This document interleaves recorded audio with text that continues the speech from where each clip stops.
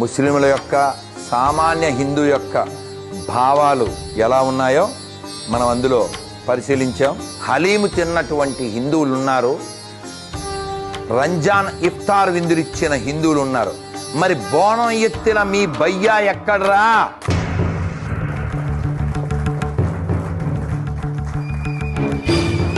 కాబట్టి ఇంత చూస్తున్నా, ఇంత జరుగుతున్నా రేపు మన పరిస్థితి ఏమిటి అనే కనీస స్పృహ లేకపోతే నువ్వు కట్టిన బిల్డింగులు, నువ్వు దాచిన బంగారం, నీ బిడ్డలు, నీ ఆలి, నీ కొంప మొత్తం ఖాళీ. నిన్నెవ్వడు రక్షించడు, గుర్తుపెట్టుకో. దైవం కూడా దేవో దుర్బల ఘాతక అని చెప్తుంది. బలమున్నవాడే భగవంతుడికి ఇష్టమైన వాడవుతాడు. అందుకనే ఉపనిషత్ కూడా చెప్తుంది బలం కలిగి ఉండాలి.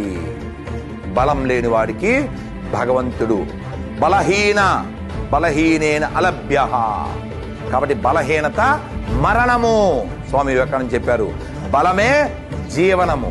కాబట్టి మనమంతా జీవిద్దాం, ఈ ధర్మం కోసం జీవిద్దాం, ఈ దేశం కోసం జీవిద్దాం, ఈ దేశ ధర్మాల కోసం మరణిద్దాం, మరణించి కూడా జీవిద్దాం.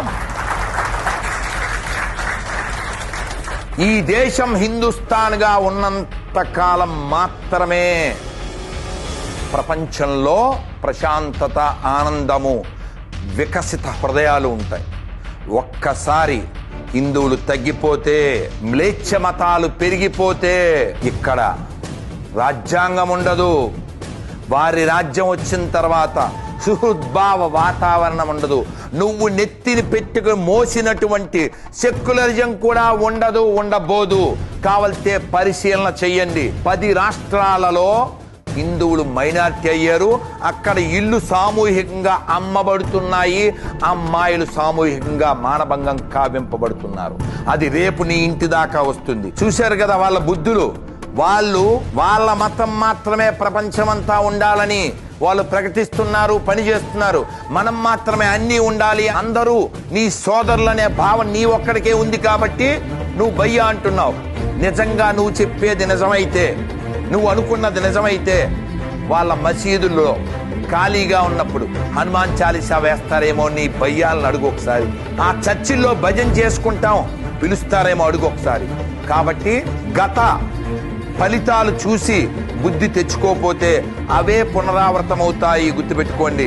మరోసారి భారత్ ఖండించబడకూడదు అంటే హిందువులు కలిసి ఉండాలి, హిందువులుగా ఉండాలి, ఈ హిందుస్థాన్ని కాపాడాలి. అందుకోసం అఖండ భారత్ మనం సాధిస్తామో లేదో, ఉన్న భారత్ ఖండితం కాకుండా ఉండడానికి మనమంతా కలిసి ఉందామా వద్దా? కలిసి నడుద్దామా వద్దా? మాట్లాడదామా వద్దా? ప్రశ్నిద్దామా వద్దా? సమయం వచ్చినప్పుడు ఎదిరిద్దామా వద్దా? దీనికోసం ఒక్క అటెంప్ట్ చేయండి. భారత్ మాతాకి, భారత్ మాతాకి వందే.